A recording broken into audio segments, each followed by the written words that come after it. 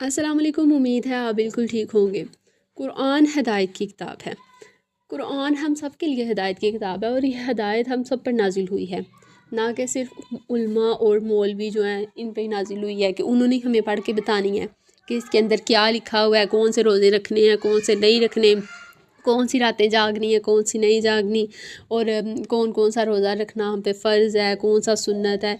ये तमाम चीज़ें आप खुद भी ढूंढ सकते हैं। अगर आपके घर में कुरान पाक मौजूद है तो आप उसको खोल लें, उसके ऊपर तर्जुमा लिखा होगा, उसके ऊपर तफसीर लिखी होगी, उसको निकाल के पढ़ें। और अहादीस की भी जो किताबें जो मतलब जिसकी नकल मौजूद है अभी और बिल्कुल सही है, वो आप पढ़ के तमाम अहादीस के मुताबिक अपनी ज़िंदगी गुजार सकते हैं। तो जो है ना, ये मौलवियों का पीछा करना छोड़ दें। ठीक है, आप यकीन रखते हैं किसी की कहीं कहीं सुनी बातों पे देखें, इंसान यकीन करके लोग अपने रिश्ते ख़राब कर लेते हैं। तो आपका अल्लाह ताला के साथ एक बेहतरीन रिश्ता है, बहुत गहरा रिश्ता होता है, तो आप उसको ऐसे ही ख़राब कर रहे हैं, लोगों की बातें सुन के ख़राब कर रहे हैं। अगर लोग आपको कह रहे हैं कि इस रात को आप पटाखे चलाएं, इसको चरागा करें, इस पे आप नान और कुलचे ला के वो मतलब वो जो हलवा पूड़ी होती है वो लाएं, खाएं और अपनी बहनों के घर दे के आएँ।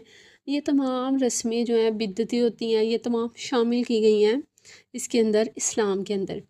तो आप इसको जब तक खोल के पढ़ेंगे नहीं, आपको अंदाज़ा नहीं होगा, आप बिल्कुल इससे नाआशना रहेंगे और इन रस्मों को सही बखूबी निभाएंगे।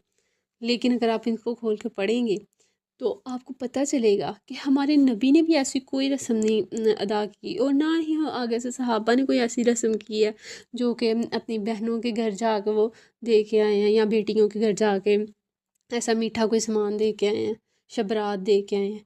ऐसा कुछ भी नहीं है।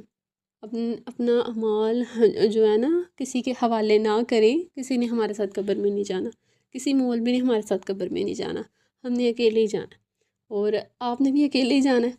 तो इस चीज़ पे तो यकीन है ना, मौत आनी है कि नहीं।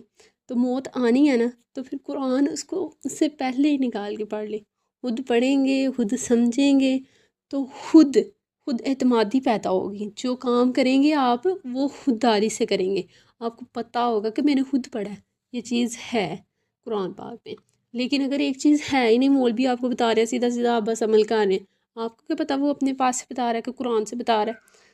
तो ये चीज़ें जो हैं बहुत ज़्यादा ज़रूरी होती हैं। अगर आप अपना रिश्ता अल्लाह ताला के साथ मजबूत करना चाहते हैं, अल्लाह ताला के साथ अपना रिश्ता कायम रखना चाहते हैं, नहीं तो कहीं सुनी बातों से तो जो दुनियावी रिश्ते हैं वो ख़त्म हो जाते हैं। तो अल्लाह ताला का रिश्ता जो है वो मजबूत और बढ़ाने के लिए हमें जो है ना खुद कोशिश करनी पड़नी है। तो प्लीज़ आप